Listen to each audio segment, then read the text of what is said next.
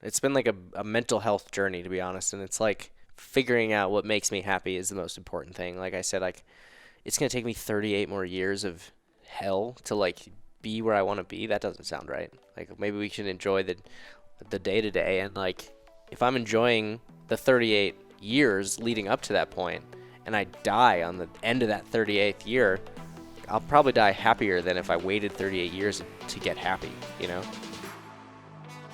Welcome to Modern Happiness, where we believe happiness is a choice.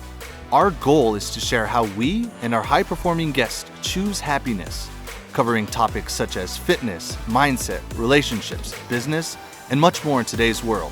Here are your hosts, Matt Mahalik and Taylor Sleaford. What's up, everybody? Before we get into today's episode, we are here to announce the winner of the $150 Amazon gift card. Thank you all so much for writing in your reviews. Thank you so much for your 5-star ratings. We are so appreciative. And so, today's winner, or the winner of the first 10 episodes, the $150 Amazon gift card goes to H. Burns 54. Congratulations! Yeah, go ahead, Taylor. Read it for him. Oh, H. Burns 54. Thank you so much. Congratulations. Caption is high vibrations. Not only do Matt and Taylor discuss topics on happiness, but the conversations they have between themselves as well as with their guest will fill you with the highest of vibrations. Those good feelings we search for in day-to-day life, motivation, happiness, inspiration, etc. You will no doubt feel all of these when listening to these guys chat. Huge shout out to Matt and Taylor for opening my mind to lots of new ideas as well. Keep on crushing it, guys. Oh, thank you, man. thank you, thank you. Thanks so much, H. Burns. And guys, enjoy this episode. Next episode. Enjoy this next episode. Hey guys, enjoy this next episode. You ready, Billy? Sure. Cool. Say yes, sir. Yes, sir. What is up, guys? Welcome back to Modern Happiness Podcast. So very excited for our guest. This is one of our closest friends in our inner circle. We've got Billy Hulbert with us. Matt, how you doing? Dude, I am so good. I'm so happy to have Billy Hulbert here. Billy Hulbert is a senior account manager for Backbone Media. They specialize in marketing for outdoor lifestyle clients.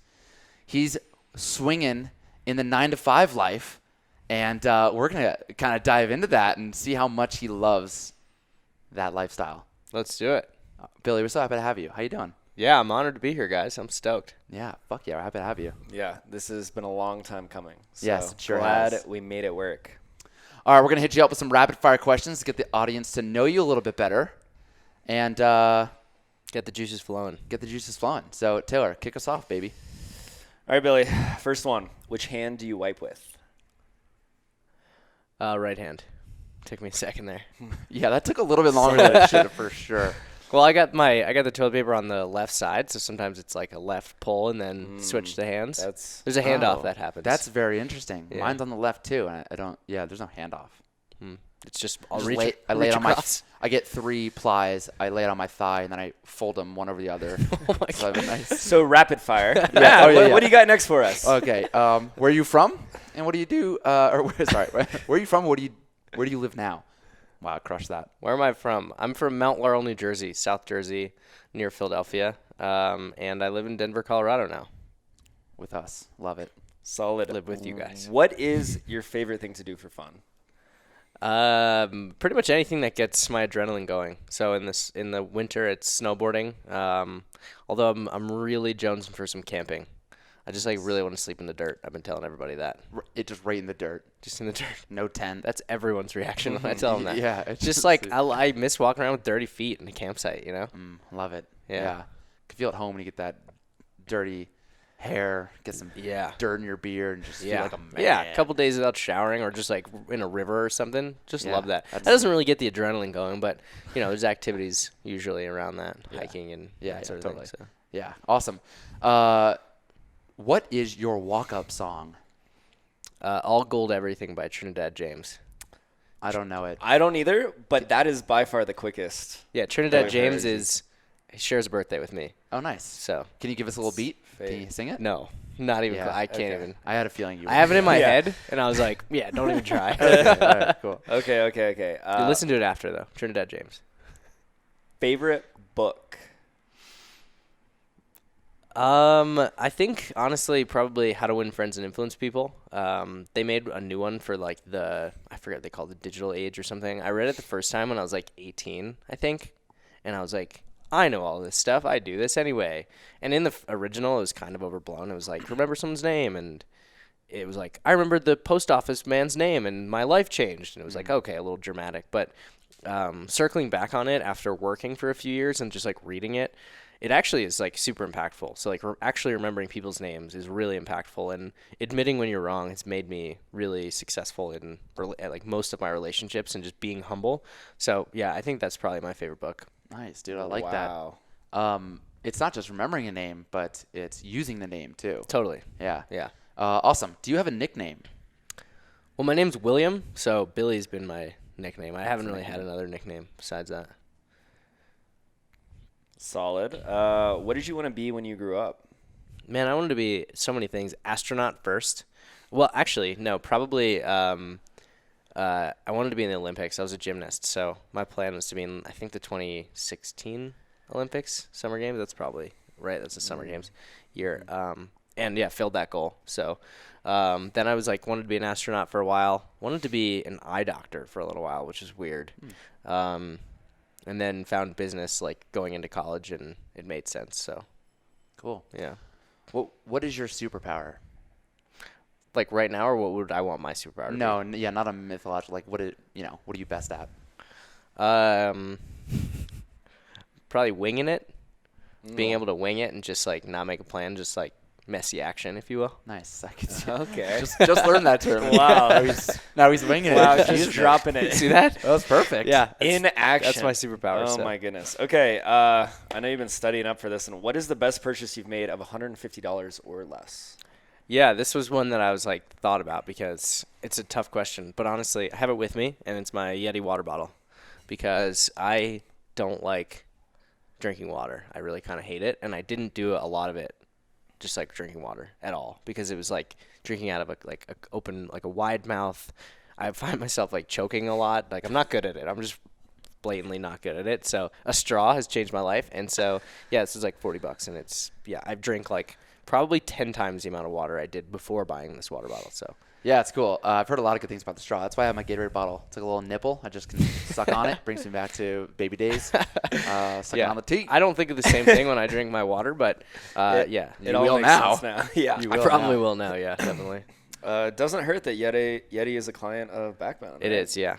I'll admit I had a Hydro Flask first, and then I was on calls with my Yeti client, and I got called out for drinking a Hydro Flask on my Yeti calls. So you're like, send me one. So, well, yeah, that was like my second week, so I was like, I'll just buy one, I guess. Yeah. So I spent $40 on Yeti. Yeah. So. Money well spent, I'd say. Yeah.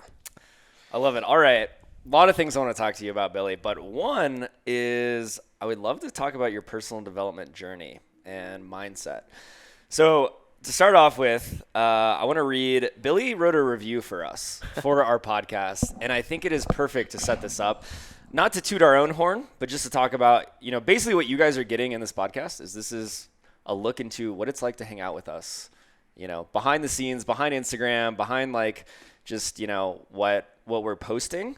And it's going to be real and authentic with Billy. So Billy said, I hang out with these guys all the time, and I still choose to listen to them talk for an hour plus each week. That's how good they are. They've taught me that happiness is a choice, and finding it in the modern era can be a challenge, but is entirely possible and attainable. Couldn't recommend this podcast enough. And I think that's important because, Billy, you've come a long way, and it's not totally to our credit.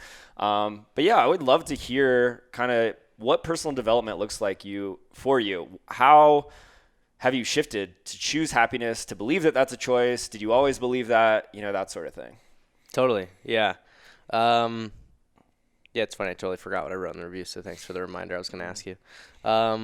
Yeah, I mean, I moved to Denver in a very deliberate and yet not deliberate way. Like, I was like, I need to change. Something's not working. I was in New York City for 3 years and just needed to change. And moved out here, and it was like roller coaster after roller coaster, being unemployed and, everything that comes with living in a new city with no friends. And it was great for... What? No friends? Well, okay, yeah. So, I mean, So hurt. all right, to basically give some no context friends. here, Matt basically convinced me to move to Denver, but we weren't that close at the time, and No. so like, yeah, you and Livy were my only friends, Yet, and yet like, somehow you slept on our couch every other weekend. yeah, pretty much every other weekend, yeah. But it was like still, it was like not. It was New York friends, you know. It wasn't like having my friend Yeah, group of here, course. right? And so, yeah, and it was like exciting, and it was like everything was new and exciting and cool. And honestly, you know, I had a hard time being unemployed and like got a lot of snowboard days in, which was great. But found a job, and the pandemic happened, and like kind of turned my life upside down. And so you mentioned I do the 9 to 5, and like I never minded the 9 to 5. And actually in New York, it was more like 7:30 to 7 usually, and it was just that was getting brutal. But I never minded it. I liked being in the office with people, and I still do, and I actually really miss that. But anyway, so my like mindfulness, Yeah, mindset, yeah, that. personal development. Um, yeah, you know, it's actually been tested a lot in the pandemic because so in between my last job and my current job, I had 2 weeks off. I was planning to like have an epic 2 weeks, and I got coronavirus. So it like totally derailed my plans. I was super down on myself, and like one of the titles of your podcast, like it was the breakdown before the breakthrough. And it was like nothing's going right for me. Like I can't catch a break. That job stressed me out. I wasn't filling up my cup with like being in the office, being with coworkers. And then I got sick right when I had a break, when I finally got a chance to like relax and decompress. And yeah, did some meditation, did some thinking, journaling, and like woke up and started doing yoga in the mornings, and like started to think about what fills my cup up.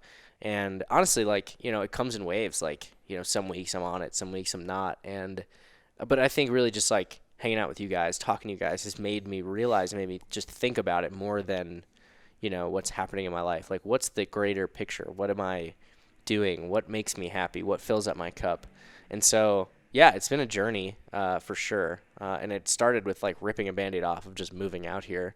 But I will say, yeah, COVID has definitely like turned my life upside down, and I'm like ready for it to be over like everybody else.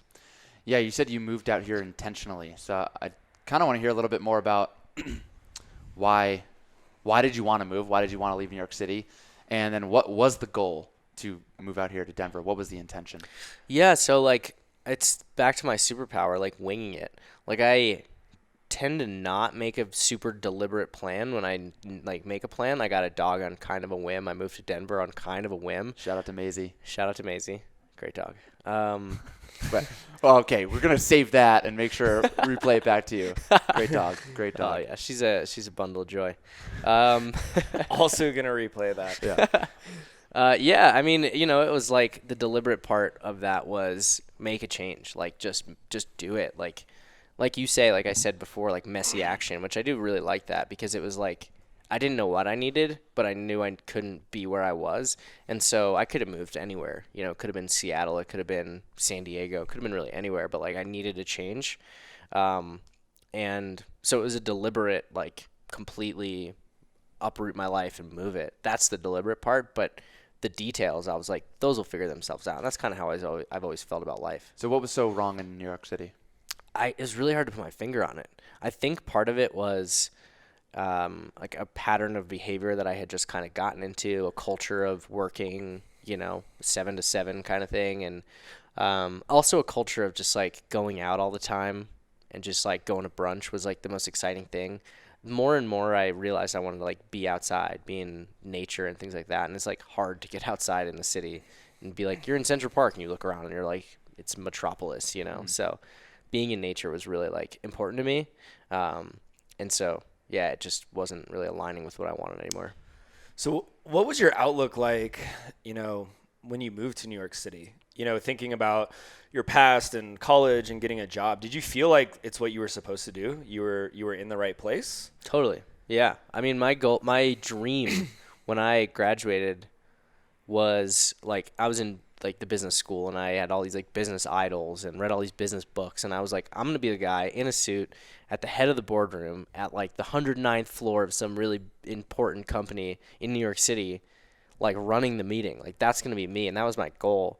And that was my plan for like, you know, the 3 years I was, well, 2.5 years I was in New York City. And then I realized like I'm kind of miserable for 2 years. Like it's going to take me like 40 years to get to that point. Do I really want to spend the next 38 years completely miserable? And so, yeah, it was like a shift in what I wanted in my career and realizing you can be successful not in New York City. The narrative on the East Coast is like New York City or nothing, you know? So, especially at Penn State, all my friends went to New York. So, it was kind of the obvious next step. But yeah, it was like a complete shift with like you can be successful elsewhere and you can enjoy the day to day in between like the long work hours. That's so interesting. You said it's the obvious next step. However, I think most people wouldn't look at it that way. What do you mean? Leaving the city, leaving quote unquote normal. Like you said you're good at winging it. But do you feel like it was a relatively easy decision? To move to New York? No, from New York to Denver. Oh, We're talking about now leaving New York. So I meant the obvious decision was moving to New York after college. Gotcha. No, yeah, I mean it was definitely a hard decision, and it was like, especially I had really close friends there, and had built myself kind of a community. I was, had a little community in the CrossFit gyms and things like that, and so no, that part was really a tricky decision, and like was the best decision I ever made. But that part was harder. It was moving to New York after college. That was the obvious part. Yeah. Okay, I got a question because you said the dream was to be at the head of the table on the 50th floor at the job. 109th floor. 109th floor, sorry. Just kidding. It's very specific. 109th, yeah. You only got like one option there. Freedom Tower wasn't built when you were in college, so I don't know what the hell you're thinking. Thinking big, I love it. Yeah, thinking big. But now you're here, so you moved to Denver. And now you're still, living this corporate life. What's changed? What's different? You don't want to be at the head of the table anymore, or what does that look like? Yeah, I mean, what's different is working for a company like Backbone, where the culture is different. It's not about working and sitting at a boardroom and like, it's not about wheeling and dealing and being like a powerful businessman. It's like working with people you like working for. We'll like say no to clients if they're assholes. So they're just like, yeah, we don't want to work with you. You're a pain in the ass. And like having a successful business, but also enjoying life. I mean, it's headquartered in Carbondale, Colorado, which is like pretty close to Aspen, but not close enough to be like in Aspen. It's like a half hour away. And so, I mean, people will skin in the morning. Like my VP will skin in the morning and show up to meetings with like our most important client wearing like his jacket from skinning. And so it's like a lifestyle, and it's like it is corporate in the sense of like 9 to 5 doing similar work, but the culture is different and the goals are different, and it feels much more like working to live instead of living to work, which is like was important to me, especially moving out here. Yeah, just so everyone's clear, skinning means you put these like, I don't know, these things on the bottom of your skis and you hike up the mountain and then you ski back down it. Yeah. Essentially, right? So, yeah. So I'm curious then, what are your goals? If it's not to be at the head of the boardroom, that's not really something that Backbone really promotes, I guess, is what you're saying, right? It's working to live, right? So what are your goals with Backbone and I guess for the future of Billy Hulbert? Yeah, I mean, I think the career goals are still pretty similar. It's like be successful, earn enough money to buy a house, to go on vacation, to travel when I want to do the activities I like doing, which like for some reason always tend to be super expensive. Trying to buy a mountain bike, it's like you got a couple $1,000s extra to buy a mountain bike.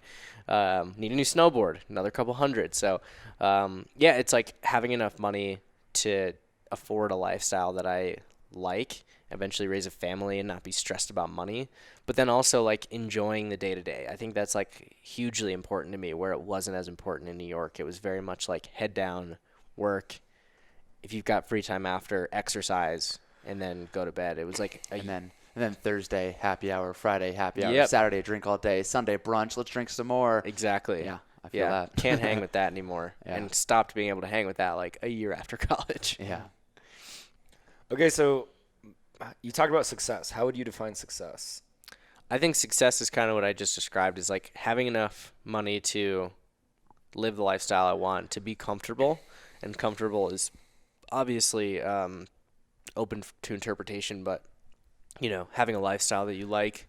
But yeah, I think like what's changed so much for me is like enjoying the day to day, and that's I think what COVID has made so difficult for me, is like the normal things I like about a culture like that is like being in the office, going for bike rides, at lunch or whatever, like going trail running with coworkers, which is like kind of the whole culture of Backbone.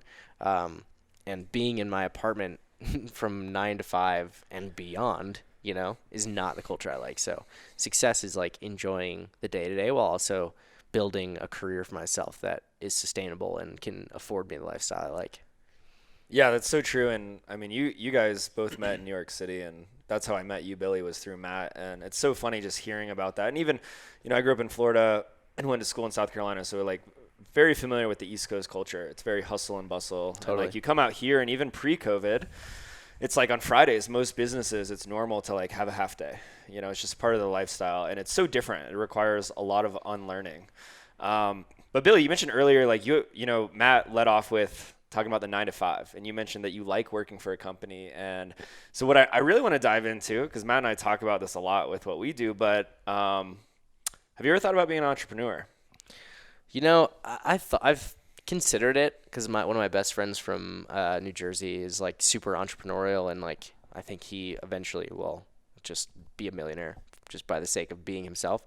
And there are certain traits I see in him and I see in you guys that, first of all, I admire, but second of all, I just like don't think I have. I don't know what they are, but it's like this independent drive towards something, and I feel like I have a drive, but I've kind of always wanted to be like the chief marketing officer, not the CEO for some reason. So I wanted to be like the top of my field, but not be the number one. So yeah, I mean, it's a scary prospect for me. And I don't know. I just like haven't had an idea and haven't had something that I feel like super passionate about that I'm like, I feel like an entrepreneur, you need to like eat, sleep, and breathe what your goal is and your passion. And like you hear about all these like, Silicon Valley people who just like work obsessively on stuff. I see how you guys work about like towards your goals and stuff. And I just like, it's not me to a certain degree, and I'm okay with that, if that makes sense. I love this so much. I love what you said. And part of the reason we wanted to have you on here is because Matt and I talk about this all the time. We are entrepreneurs. I tend to, maybe too much, use the example of, working your 9 to 5 and you're unhappy and you're working for someone else's dreams, and use that sort of language because I believe there's a lot of people doing that. If we took you now compared to when you were in New York City, it probably fit that mold, right? Totally. You're just grinding away, working for some end that is never going to be there. It's just the next thing, not actually happy, not living the day to day. And, like Matt and I say a lot, sometimes there's a time to break the rule. And I think this is perfect to show that like, you don't have to be an entrepreneur. Yeah. Like you seem really happy. You love what you do. And also, I would say part of the reason I loved hanging out with you, it's funny because I remember we were hanging out with our friend Hayden, who was also on our podcast, getting drinks. And him and I were just talking about, because Hayden quit a desk job. I quit a 9 to 5 job, and we were just talking about that life, whatever. And we're just like kind of riffing off all that. And you're there too. And then I kind of forgot until later. I'm like, oh yeah, Billy works a 9 to 5, but like, he's not like the typical 9 to 5. So I would say, I think you have an entrepreneur mindset. Okay. Even without being an entrepreneur. Yeah. And I would say you have a lot of characteristics. You call that an intrapreneur. Oh. Do you? I just heard this term. I'm not going to define it, but I think it's essentially like the traits of an entrepreneur, but like you don't want to go out and start your own company. Like you're happy to innovate within the company. Yeah. Speak to your bosses, be like, I got this idea. Oh, maybe we can approach, this client this way. And again, bringing these new ideas and thinking a bit differently. But that doesn't mean you just want to go out and do it on your own. Yeah. Yeah, for sure. Yeah. I mean, and I think, I think it's like a big part of that whole like mindset is working for someone else's dream, right? Like these people build this company and I'm just like, paying their bills basically. But I do get a different sense from this company, and like not to toot Backbone's horn. Like I've been working there for 4 months, but I've been wanting to work there for years. But I worked at a small agency in New York and I worked at a huge agency in New York, and very much felt like, this is not my dream. I'm living their dream, or I'm like helping them live their dream kind of thing. But I do get a sense from Backbone that I am like actually valued. Like they brought me up to Carbondale and paid for me to go skiing, and it was just like a fun thing. It was like, we value our employees. And so it's like, does feel different. And I do see a future there where my VP started 6 years ago and is a partner there now. So like it's not impossible for me to grow and like build. That's like what I have this, intangible, don't want to speak it into existence quite yet because I've only been there for 4 months. But like, yeah, like We'll change that. Yeah, like why can't I be a partner there? And like that makes me excited.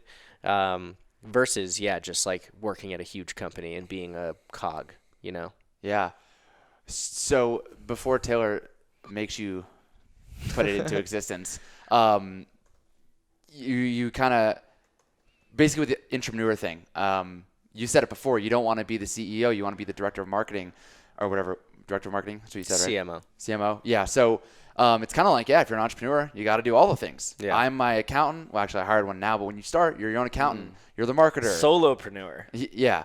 But you start that way as an entrepreneur. You start small, and you got to wear all the hats. You're your own HR. You got to manage your own like time and energy and all that stuff. Where just like you said, if you're the director of marketing, CMO, you don't have to manage all the bits and pieces and like, how's HR doing? I got to go check on them. Oh, how's sales doing? It's like you can just crush marketing. Yeah. And I think just what Taylor said, like that's what's perfect and good for you.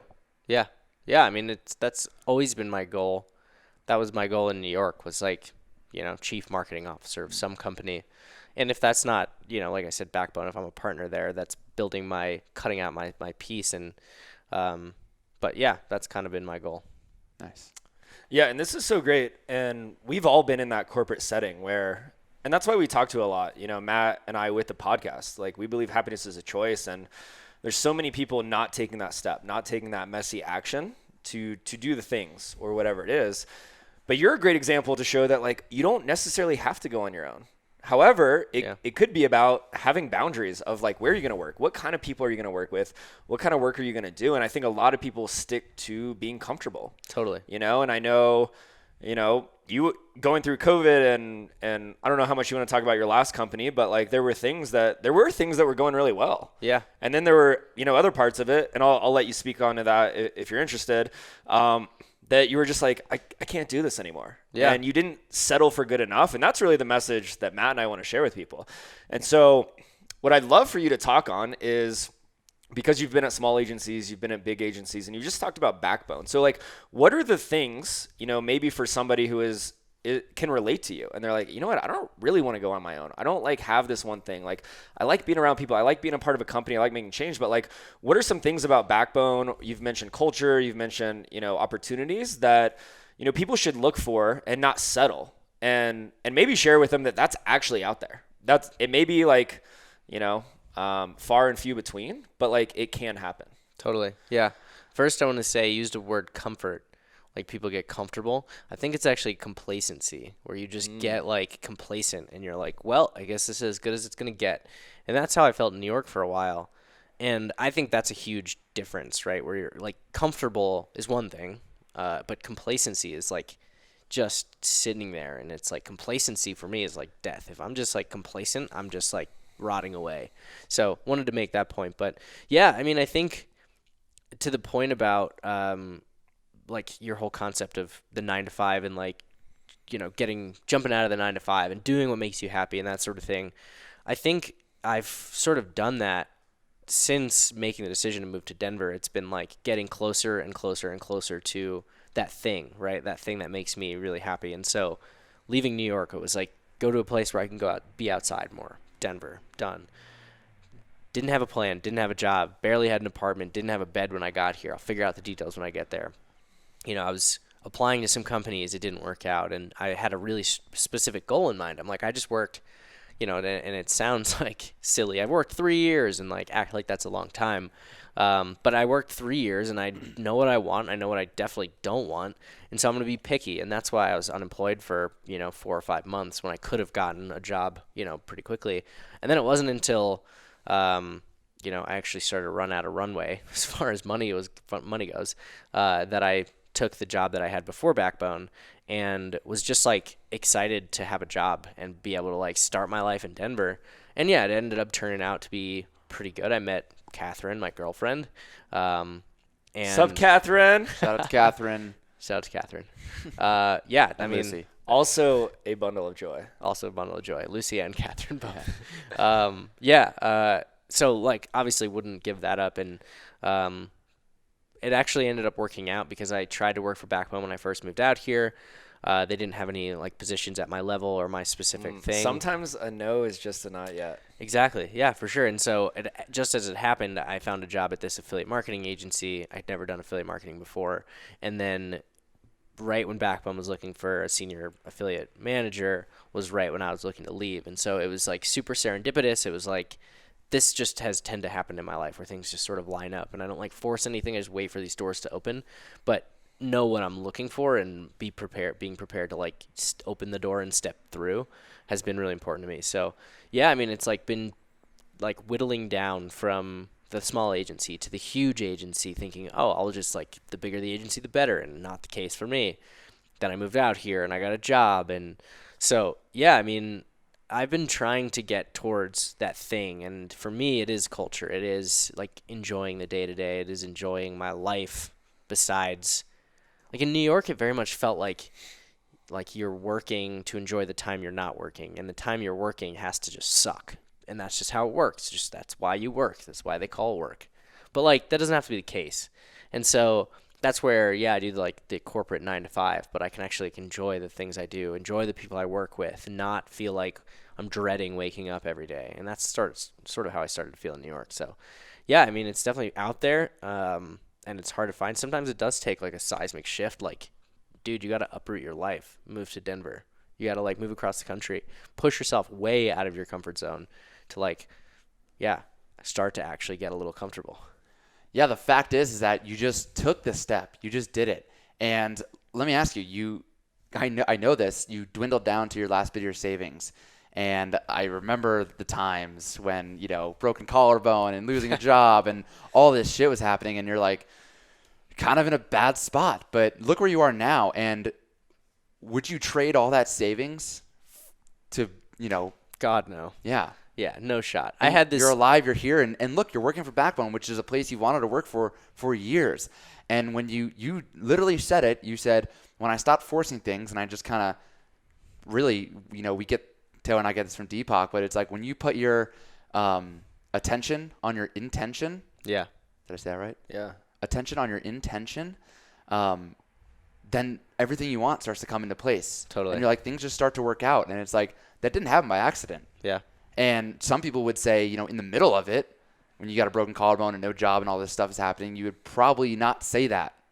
But you say it now because it worked out. And because you put your intention on your attention on your intention. Yeah. But you went out and did the thing, and Yeah. it all worked out. And you're going to go through ups and downs. That's just life. Yeah. And life is going to get hard no matter what. Yeah. I said this one episode, but Jim Carrey is like, you could fail at doing what you hate. So you might as You might as well fail at doing something you love. Totally. Going for what you love. Yeah. I mean, and during those hard times, I had this vision in my mind of like having my own apartment in Denver, fully furnished, and just like sitting down on the couch the day after it's fully furnished and just like sighing like, oh, I did it. And I had that moment, and I was like, this is so much nicer because I suffered through. And like knowing, yeah, there were like rough days, and you get lost in the actual moment of like, this really sucks. I'm like not doing well. But keeping in perspective, like this is going to end up being great, and that's kind of what I've honestly tried to keep in mind during COVID, because it's like been shitty being at home, working from home, and it's like, it's all going to be worth it. And like, yeah, it's totally true. I mean, it's like keeping the end goal in mind. It just honestly makes the journey that much more satisfying. Yeah, that's very well put. I got a question. How would Billy have handled a shitty situation 2 years ago? And how does Billy handle a shitty situation now?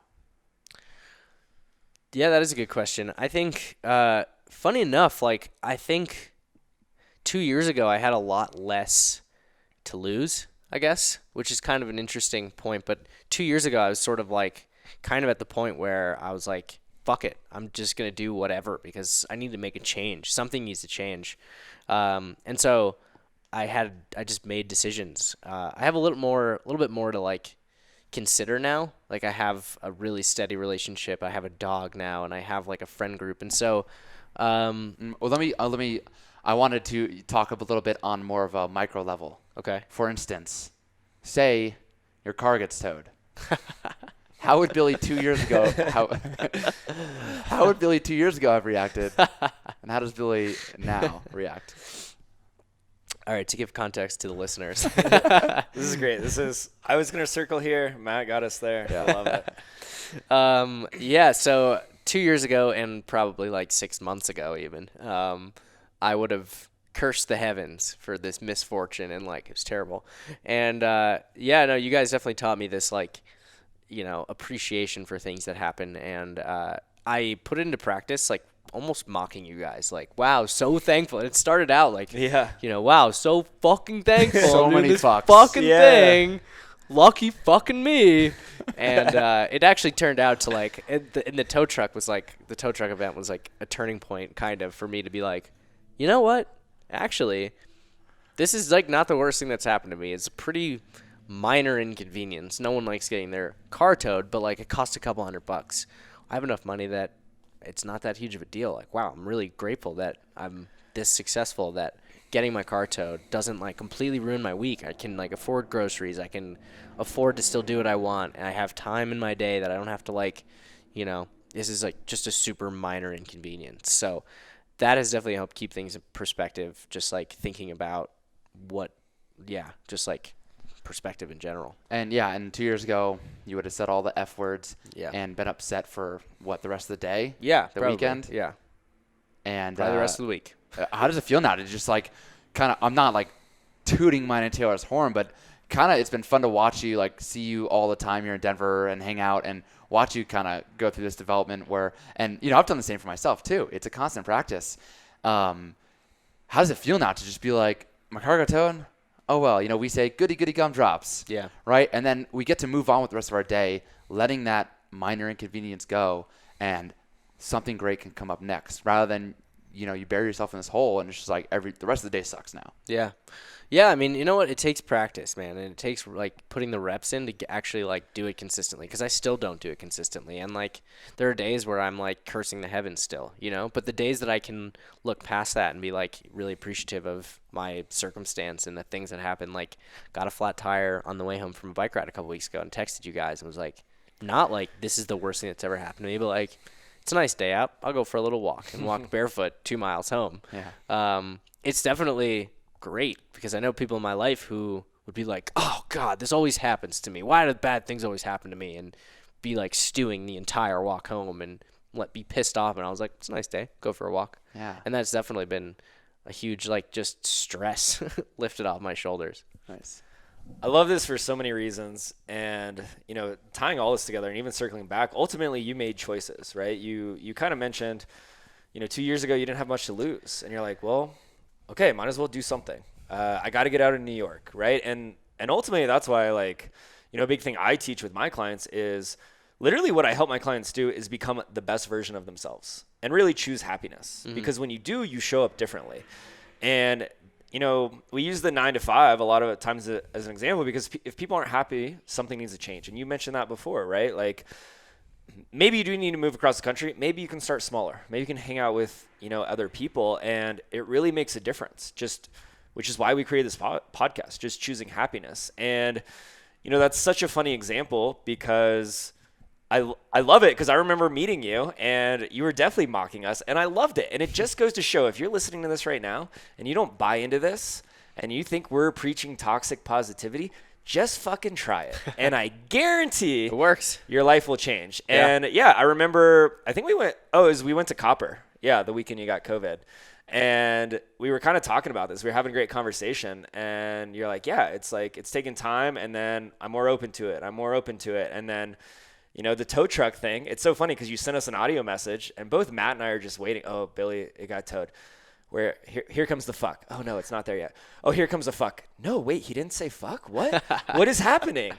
And it's just incredible, and I even think about, like, I know COVID for you was tough and you had crazy hours with your old job and things like that. And, it's funny, me seeing you now, you made a choice, right? Like, you actually, correct me if I'm wrong, you got a promotion right before you left that job, right? Yep. Most people would be like, I don't know if that's I would say that's comfortability. Like, that seems like and it still was not good enough. Yeah. And you decided to make a change, and you took a risk, but it was about your happiness. Yeah. And took a pay cut. Yeah. Pretty big pay cut. Yeah. But now, like the Billy that I see, like the conversations we have, you go on a bike ride last weekend and go for a walk because you're doing things that make you happy. And at the end of the day, that's going to make the biggest difference. Totally. Yeah. That's kind of what it's all been about. It's been like a mental health journey, to be honest. And it's like figuring out what makes me happy is the most important thing. Like I said, like it's going to take me 38 more years of hell to like be where I want to be. That doesn't sound right. Like maybe we should enjoy the day to day. And like if I'm enjoying the 38 years leading up to that point and I die on the end of that 38th year, I'll probably die happier than if I waited 38 years to get happy, you know? I would say you definitely will. Yeah. Yeah. Right. Yeah, totally. Awesome. Okay, switching gears a little bit. Let's talk about some of your fun. You're a big adrenaline guy, right? I am, yeah. So you have this saying, a mantra, if you will. Correct me if I'm wrong, but fear minus death equals fun. Yeah. Is that correct? Uh-huh. Talk to me about that. I got this saying from like a cheesy like home improvement Netflix show. But like the guy saying it, I was like, this doesn't match at all. He was saying it because he like messed up the gas line when he was like setting up his dryer. And I was like, I don't think that's fun at all, but okay. Anyway, yeah, so yeah, I mean I've kind of always had like this draw towards adrenaline and, you know, high intensity moments and stuff. I was a gymnast growing up. And then I quit and started playing football, and that's kind of a similar, like, slamming heads against other people. Very different, obviously, and I was, like, targeted at first being, like, the gymnast, like, oh, let's go clobber the gymnast. And then, yeah, quickly after that, I did diving. I did pole vault in high school. So, like, all these, like, really high-intensity, like, moment sports. And actually, I liked swimming in high school because it was, like, a really welcome change of pace to just, like, swim and not have to like have all of this in one moment. But yeah, I've always like really, I mean, I skied before I started snowboarding as a kid and I skateboarded, would jump off like an 8 stair with like a scooter, like just try to just jump off, backflip off of everything. I used to backflip off soccer nets, like the top of soccer nets. Like it's probably why I have bad knees now. Still backflipping though. Still backflipping, yeah, for sure. Now I'm just doing it in snowboard boots, trying to work myself up to do it on a snowboard. But yeah, it's always just been like an outlet for me. My mom put me in gymnastics because when I was, I think 2.5 years old, I tied a blanket around my neck like a cape, naked, jumped off the top of my bunk bed.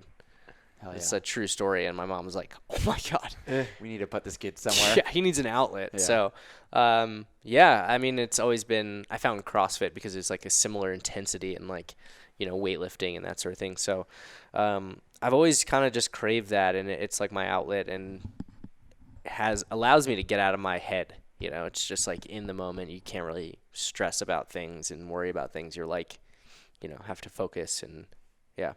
You seem to be equally incredibly uncomfortable and also very at peace when your heart rate is above 180. Yeah. In the CrossFit gym, doing something crazy on the snowboard. It's tough to keep up with. Not only do you go really fast, you know, we've snowboarded together, but you're just like hitting kickers and like doing. I'm like, dude, what the hell? I cannot keep up with this. Like, yeah, it's fun. Yeah, I mean, you saw me in the gym in New York before I moved out here, just like, yeah, heart rate way above 180, just like crushing myself. And that was when I could actually fully relax. And yeah, same kind of idea on just snowboarding, just going fast is like, you know, helps me relax. And that's what I love about it. Yeah. Nice. Awesome. So you talk about that with like things that you do for fun, you know, how does that mindset correlate to, do you believe it's like a personality trait? Does that dive into the rest of your life, career, relationships? Yeah, and I think it kind of goes with the winging it thing and also a little like impulsivity thing. You know, deciding whether or not I'm going to huck it off of like a kicker going full speed is kind of like a split-second decision, right? You're not like planning it the entire time. Maybe you're like, if this line works out, I can hit that. Cool, let's do it. And like I got Maisie on a whim. Like I was planning to get a dog in like 3 months. and I saw Maisie and was like, let's go just meet Maisie. And I walked home I came home with her the same day. I mean, like, dogs will do that to almost anyone. That's true. Yeah, that's true. But I mean, it was like the worst timing. Moving to Denver, yeah, on a whim, and in my career, like, like getting thrown into like a last minute call, getting roped into something, and like the other morning I got added to a 9 a.m. client call at 8:45, and they're like, "Are you good to talk about stuff?" I was like, "Don't really have any updates. I'll just be there to show face." And the other person on the call was like, "So Billy, what are your updates for the day?" And I'm like, "Oh, here we go," and just like jumped in, and that's kind of where I thrive. So yeah, I do think it's kind of a personality trait. I love that. Okay, so you talk about – I love that example. Let me ask you this. Have you or do you ever struggle with imposter syndrome? Yeah, I think so. I think, like a lot of people, it's, like that why me, right? And we were talking about this before the episode today. But, yeah, it's like, why me and am I equipped to do this? I definitely struggled with that in the beginning of my career, like the first year or two, especially because in media planning, you're working with like hundreds of thousands of dollars, like a quarter. And I'm 22 and I'm like, holy shit, like I can't fuck this up, or this is a lot of money. Like, who am I to be like managing this money? Why are they trusting me with this money? And oftentimes I have this moment still where I'm like, I see somebody on a call and I'm like, we're just like kids. Like, what's the difference between us and like kids? This is like crazy. Why are people trusting us with like all of this, And it's not just me, but I've definitely grown out of it a little bit in my career as I've gotten more experience and gotten more confident, but certainly with other things, yeah. Since we're on work again, I'm going to go back a few minutes to when, Billy, I think you said not to speak this into existence, and Taylor laughed, and I think Taylor and I would agree, we want you to speak this into existence. So you said maybe partner at Backbone or whatever the position might be. Taylor, you want to take it away? Yeah, why not you, Billy? Yeah, I mean, I agree. Like, that's kind of so when I say I don't want to speak it into existence, I don't want it to be, I've been at this company for 4 months, and there's people who've been at the company for quite a bit longer. Charlie, again, my VP, started 6 years ago and is now like a partner there. But, where I'm at right now and where I need to get to be that is kind of a long way away. And a lot of things will happen in between that. And where I like to wing things and like just kind of go with the flow, and again back to my mentality of like not forcing doors open but letting them open, or like letting them be open so that I can open them.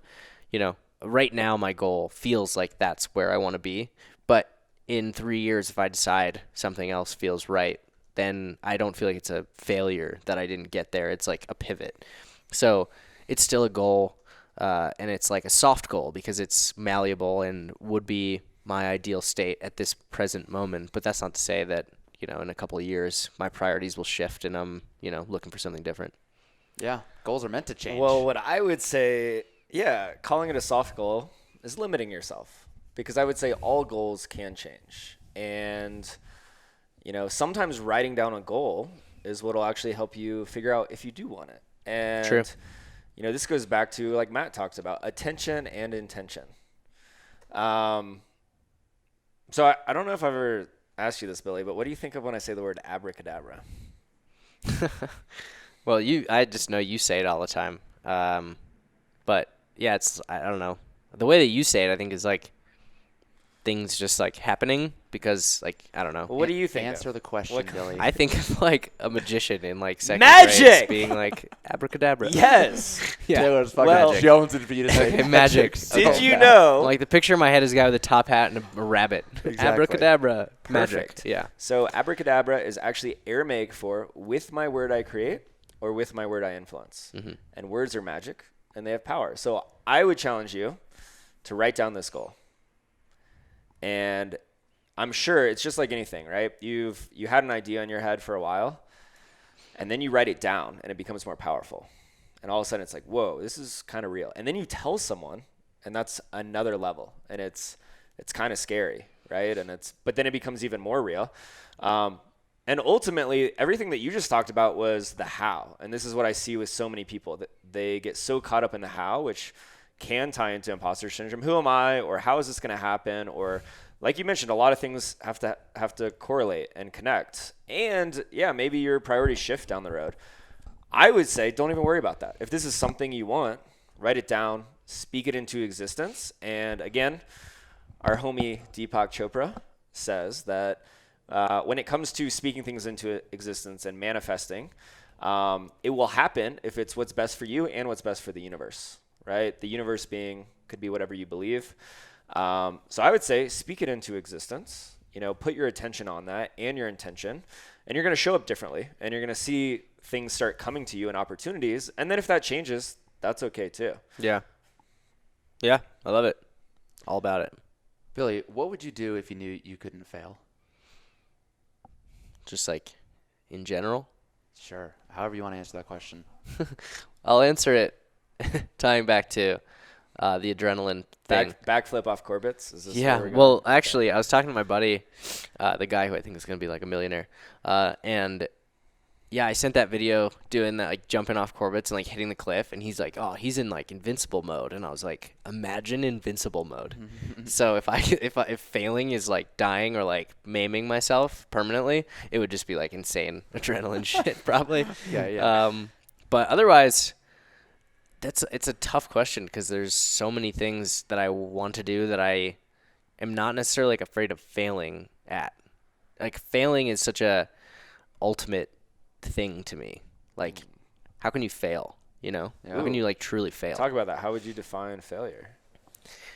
Well, complacency maybe. Like that's what it looked like in New York. That's what it looks like right now. Being complacent, choosing something over like happiness, or choosing something like arbitrary over happiness, and not doing what's best for you in the universe, as Deepak Chopra would say.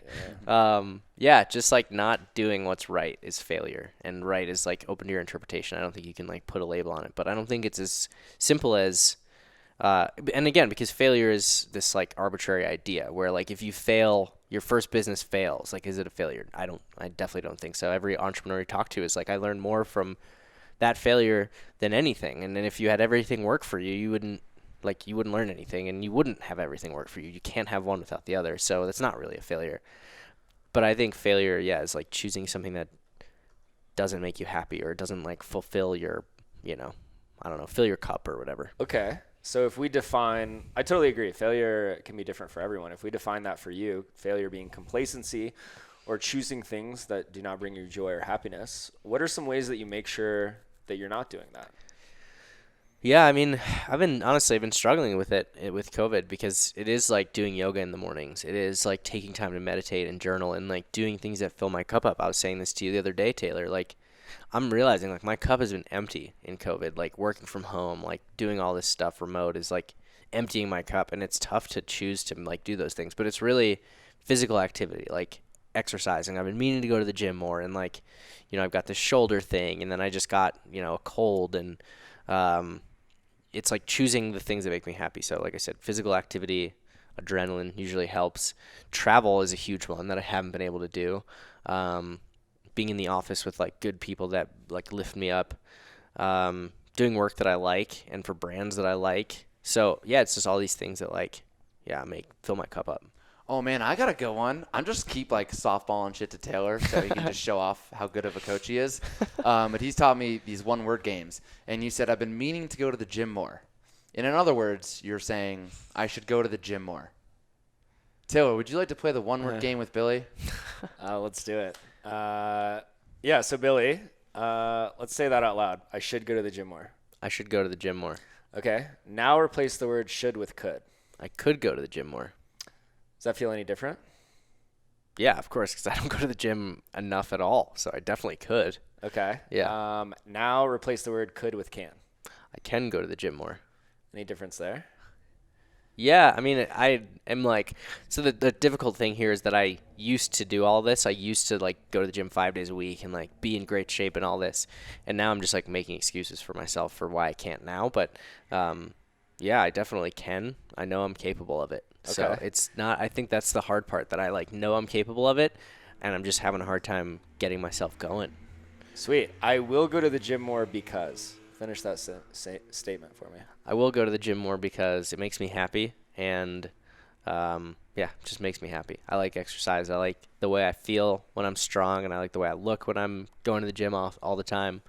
And it just makes me like more capable of doing stuff. I love it. So when are we going to the gym? We're going to the gym. Well, I get my COVID vaccine tomorrow. Saturday's probably a wash. Monday. Awesome. Okay, Monday, we'll check up, see if you went to the gym. All right, I'm in. See if you follow through. I follow through, man. You know me. I know it. Oh man, I'm just gonna go down. Should we go down that rabbit hole too?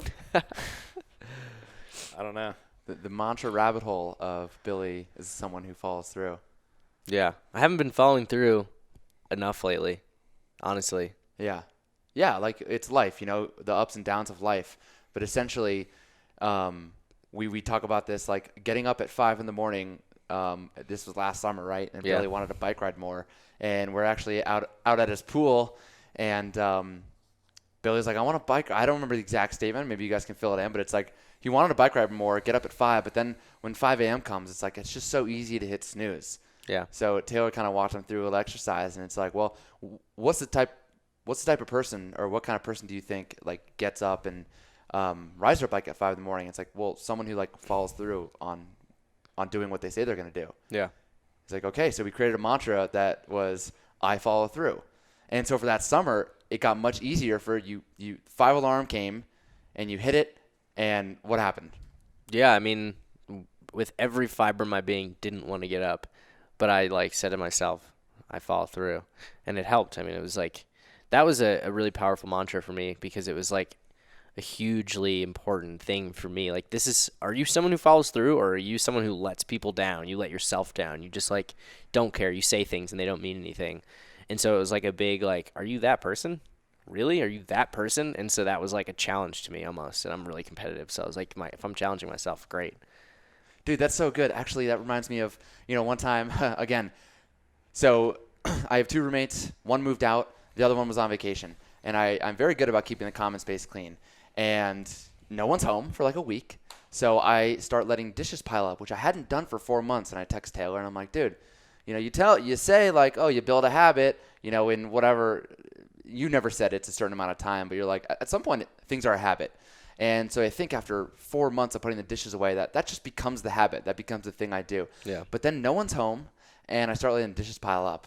And I text Taylor, I'm like, what's going on here? And he's like, well, the thing is, are you the type of person who leaves the house dirty, or are you the type of person who keeps the house clean? And that has like stuck with me so much, where I'm like, yeah, I'm the type of person who keeps a clean house. Yeah. And it's the same thing where like for the gym, it's like, I'm the type of person who keeps a healthy lifestyle. I know it makes me happy. So I'm the type of person who makes sure I go to the gym at least 3 days a week.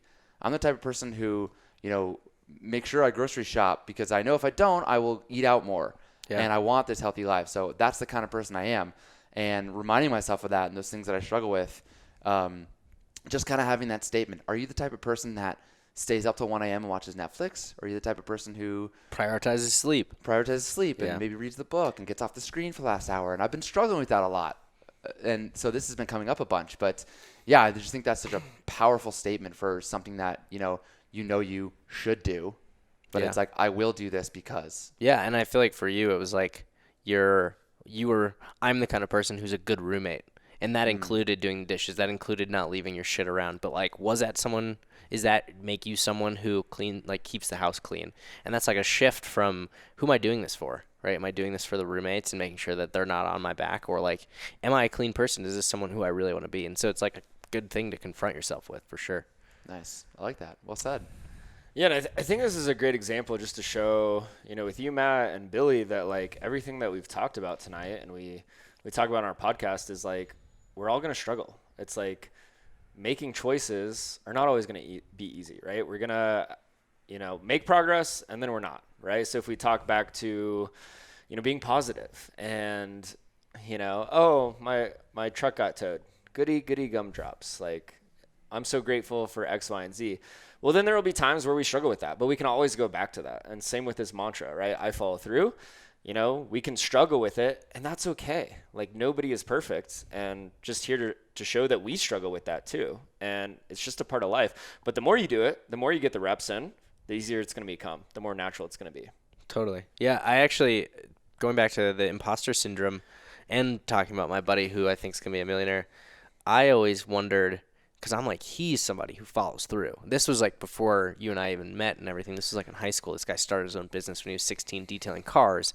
Then he said he was going to buy a house, and he bought a house, and he renovated the house himself, and he does all these things. And like, I think I brought it up to him one time. I was like, I like get nervous saying things because then I feel like, oh, well, you're going to be the guy who says, yeah, he's moving to Denver any day now. He's going to move to Denver. And so, moving to Denver is kind of like me proving to myself, like, yeah, I fucking follow through. Like, I do this. If I say I'm going to do something, I'm going to do it.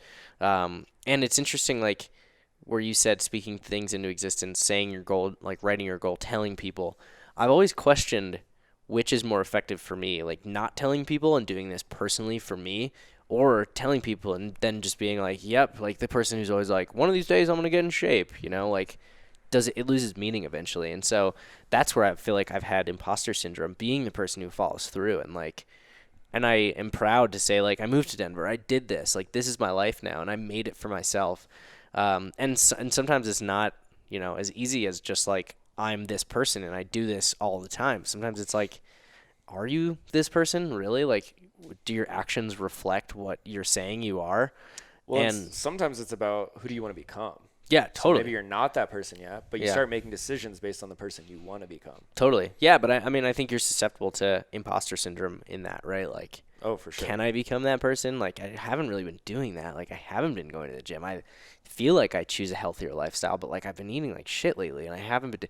And then it's like can spiral really quickly, and it's like helpful to have these mantras and helpful to have friends like you guys to be like, guys, I'm like struggling today. What do I need to do? Like, what's going on? And I think that goes into surrounding yourself with the right people.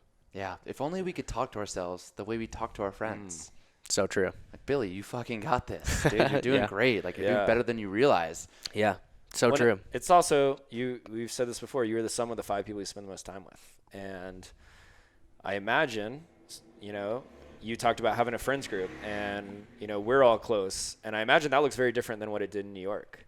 Totally. And I know for me, when I lived in Florida and when I first moved to Colorado, like I didn't have this group, and it's like that can be really hard, and that can make it easier to stay complacent and For that sort sure. of thing. So it's like maybe that's the thing that needs to change. Maybe you don't need to move across the country. Yeah. You need to just start finding more people. For sure. Yeah, I mean, in New York, I felt like the culture of New York was very much this, grind until you die mentality. And so that was, the people I spent my time with weren't like, have you chose happiness lately? They were like, oh, you only worked 10 hours? Well, I worked 12 hours. And that was like cool. And Yeah, that badge of honor. And I only slept 5 hours. It's Yeah. like, cool, you're Yeah. dying. yeah. Congratulations. Yeah. at an Which is alarming probably rate. why when you met us, you were like, "Oh, I'm so grateful Yeah. that my car's getting That towed." was my habit. Yeah, that's what Yeah. I was used to. I was used to Right. this like negativity as the default, like anger as the default. Yeah. Awesome. Billy, this has been incredible. I'm so excited for our listeners to hear. To finish up, is there anything else, any words of wisdom, anything that you've learned, or any message to, potential listeners who could relate to you? Yeah, man, I'm gonna circle back on something that we talked about the other day, which was focusing on filling up your cup and filling up, like putting energy towards other people with what overflows from your cup, because that was like really impactful for me. I really have been struggling lately with filling up my cup and having things overflowing, and I feel like lately I've been like wringing out an empty cup, and setting those boundaries. And so just like anyone who's listening, just really focus on yourself sometimes. And it feels like sometimes it feels selfish, and Taylor, you put it well. It's like selfish not to do that. You don't have any energy to put out there. Lately, Catherine and I have been like lifting each other up when we've been having rough days, but it's just like pouring this little bit, what's left from the cup, into each other's cup.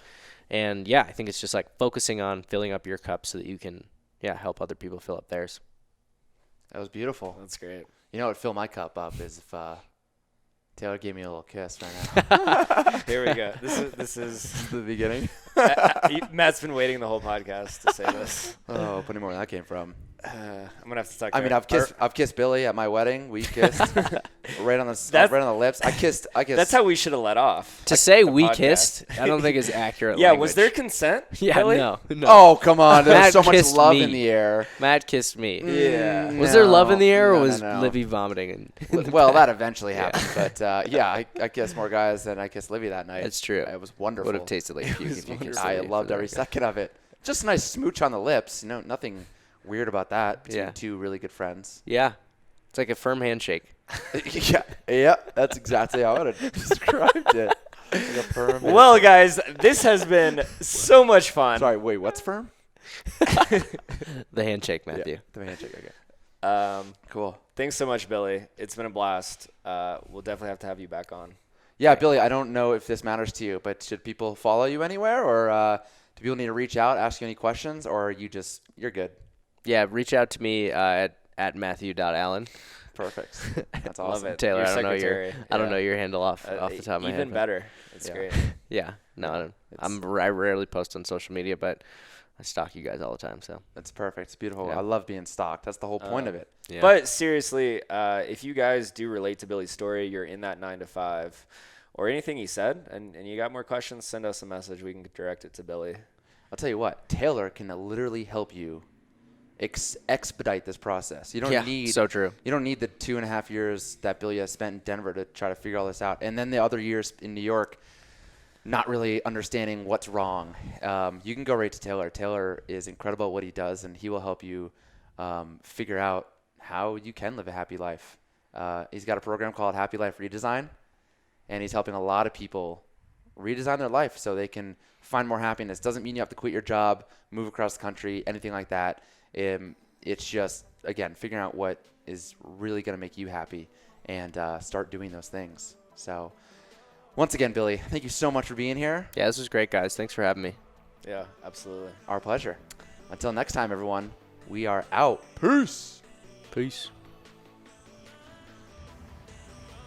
Oh, okay. Nice.